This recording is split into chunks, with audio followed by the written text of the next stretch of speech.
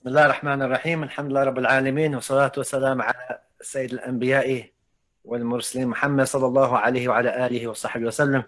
MashaAllah, Jazakum Allah khair for attending this event. The reason why we're doing this event is because I was recently asked by several students as to what exactly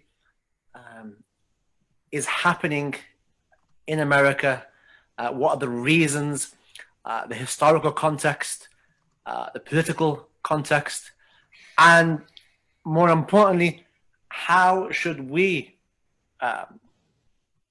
respond in this situation? How do we here in the UK, what can we do? And what is the prophetic response in such events and such situations? And myself, A, not being from America, and B, not being from the particular community whom is affected by what's happening. Remember that many times when I was in Tarim, I would sit with the likes of Sheikh Jamal and Sheikh Hasan, although he doesn't like being called Sheikh Hasan, but in the Arabic language, anybody over 40, it can be called the Sheikh, so we're okay in that regards. No. But it was just, subhanAllah, the idea that I gained a greater understanding of what it is that the African American people. I got again a greater appreciation as to what is happening over there, and I really understood that I didn't know anything. And after having sat with yourself and Sheikh Jamal, I got a deeper understanding and more of a greater appreciation. So much so that when I was asked a question a few days ago, I realized that it's better that I don't talk about this, but invite the people like yourself to talk about this in light of the verse of the Quran. فَاسْأَلُوا أَهْلَ الذِّكْرِ إِن كُنتُمْ لَا تَعْلَمُونَ. Ask the people of knowledge if you do not know. And I'm somebody who doesn't know, but you guys do know. And alhamdulillah, so this is what we're trying to do, inshallah. And I know you do know, mashallah. That's why I've asked you to come on here. Sheikh Mustafa will be late as well, but when he comes on, he'll obviously will contribute. So basically, what we're trying to do, and what we want from yourselves, and Jazakallah khair for coming on and giving us time, is us here, the Muslim community in the UK, and the general community in the UK. We want to understand what is happening over the pond, because we don't really understand, and we want to get a greater, deeper understanding. So we don't come out with things and just say like, what's going on over there. We don't come up with remarks that infuriate and are insulting to people who are over there and are facing the oppression. And I think that a lot of us are guilty of that, and that's due to a lack of knowledge. So I think we both pretty much know at least the main topic of what what we're here for. So perhaps maybe we can just go ahead and just say a few things, and as questions roll in, then we can just go ahead and just kind of address them as we go ahead. For the ISOC, are you guys okay with that? Yes, we'd really appreciate that, inshallah. Thank you. We apologize. Yeah, no, it's not a problem. I mean, these things happen, So, alhamdulillah. So, this is my brother, Hasan Yusuf, from the Bay Area. For those you don't know what the Bay Area means, it is an area of California, Northern California, between San Francisco, Oakland, Berkeley, and quite a few other little areas. But I know most of the more popular areas are San Francisco and Oakland. And these areas, and Imam Hasan comes from an area that is known for its activism. Berkeley is a big area, ex-hippies who wound up making it big in Silicon Valley, and others that weren't. But they live in the area, and they've been very active. They're very strong in activism and really pushing for human rights. which was part of the hippie movement. It wasn't about drugs and stuff. I mean, their movement was about love and peace and peace between people, and not conforming and allowing the government to tell them how they can and should live. Also spawned from that area was the Black Panther movement, the Black Panther Party. And I'm sure you all heard of that particular organization, which is a very strong organization amongst Black people during that time period in the 70s. And so Hasan comes from a very rich background in terms of the environment of activism as well as other things. And so he also had the opportunity to, alhamdulillah, study in Turin. He studied other places. He's also one of the emirs of the Sheikh Jamal, that's connected to the beautiful Sheikh Muhammad. Damn, I forgot his last name just that quick. Muhammad Sharif. Muhammad Sharif. I'm so sorry, and did not mean to be disrespectful, but Muhammad Sharif, whom I have a thousand levels of respect for what he has done for the inner city community and developing men and helping get them on the right path and stay focused and bless them or help them to become blessed in the area of tasawwuf, in the area of fiqh, in the area of just ilm al-sharia.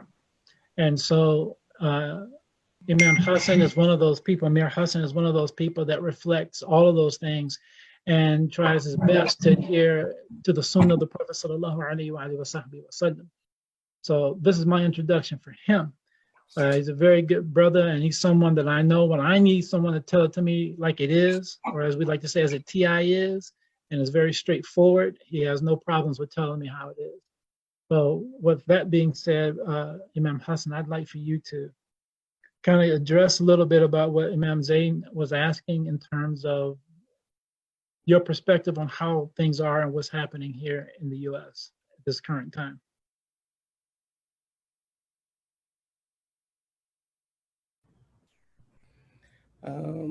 أعوذ بالله من الشيطان الرجيم بسم الله الرحمن الرحيم الحمد لله رب العالمين والصلاة والسلام على سيدنا محمد ختم النبيين وإمام المرسلين. Now, Jazakumullah, we appreciate, in fact, first off, we like to thank the Ishaq movement or organization for inviting us here. We'd like to thank Sheikh Zane, also Sheikh Zane for the invitation. Brother Jamal is a brother, I consider him one of my teachers, literally. He's one of my teachers. Brother Sheikh Zane is also one of my teachers. He was one of the most diligent students from the West in our time that we spent in Turin. So we took much from him and benefited much from him. I guess one of the things that we can start with is a lot of the criticism that we hear taking place to what's going on here. I have to say that the state of America right now at this moment is probably, it's on fire. America's on fire. This is the most I've ever seen it in the state that it is. Maybe I may be mistaken, but what I see going on in the streets right here, this place is lit on fire for sure. And you see a lot of criticism of what you see going on with the looting. You see a lot of criticism of what you see going on with the destructions of properties. So a lot of times when we're speaking about this issue, we try to give a little backdrop on that to help people understand it in perspective. Because in no way, shape, or form does Islam condone the burning of businesses, the burning of the destructions of property, or anything of such. But we understand its frustration. Anybody who understands the historical continuity of the situation that created what we see taking place can understand it. Not justify it, but can understand it. In fact, Dr. Yusuf Naeem Clyde, who was a student of Al-Hajj Malik Shabazz, he appointed him the head of the AAU in the Canada chapter. And he wrote a book called The True Political Philosophy of Malcolm X. And in that book, he was speaking about who the revolutionary actually is. And when he said who the revolutionary is, he said it's not the one who can regurgitate a whole bunch of different, we can quote Che Guevara and Patrice Lumumba, Malcolm, and everybody else. He said the revolutionary is one who is witnessed so much injustice that either he will snap and become insane or he becomes that revolutionary. And I remember at one time I was sharing this with our Sheikh, and just a quick clarification. Sheikh Muhammad is our Sheikh, is our teaching Sheikh and our spiritual guide. But here in the United States, we're under the leadership of Amir Mustafa Ahmadu Bamba, who's our national Amir. But anyhow, so one of the things that Sheikh Muhammad said to us, he heard me sharing this with a brother before, and he said, Hasan, that's exactly what the revolutionary is. He's the one who takes that energy that you see a lot of people going out here and doing what they're doing in these streets, but he said they direct that energy in the appropriate direction, right? So again, we're not justifying what's taking place in the streets, but we do understand it, and we do know where it's coming from. And I think as Muslims, the onus is on us to put forth we need to be in places where our voice is being heard, so we can show them the Islamic antidotes to the situations that we see. And one of the things is this, but it's not a quick antidote. One of my respected nephews who I love and respect, he has the heart and the vigor of the youth, so he goes out there and he makes things happen and he protests and he does all these things. In fact, I have quite a few that do it. But one time we were asked, and this is when the Occupy Oakland was going on, and one time I asked him, I said, why do you go out there and do that? Like, why do you busy yourself and concern yourself with this? And he mentioned to me, he said, I want us to get organized. And I said, organized to do what?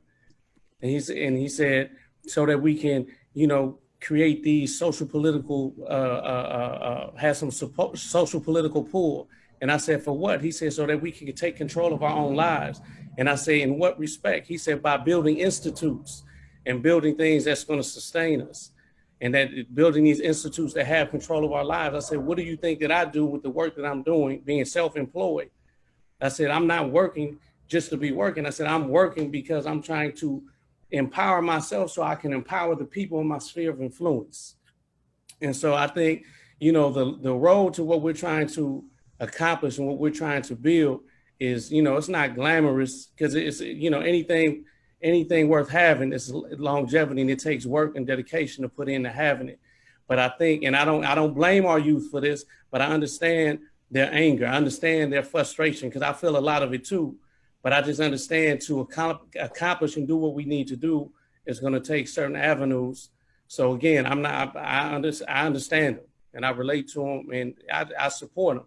But Islamically, I just can't stand by and whatever positions we take, it has to be shackled by the Sharia to make sure that we don't incur Allah's wrath upon us.